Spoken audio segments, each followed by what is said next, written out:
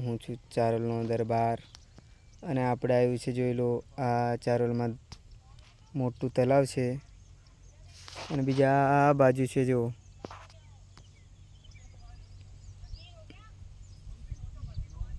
અમે અત્યારે મોટર ચાલુ કરવા આવ્યા છે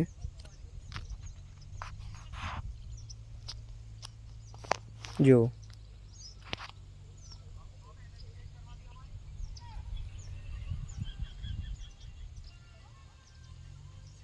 બતાવ કે આ મોટર છે ને જો મોટર બતાવું મારા મનો કરતો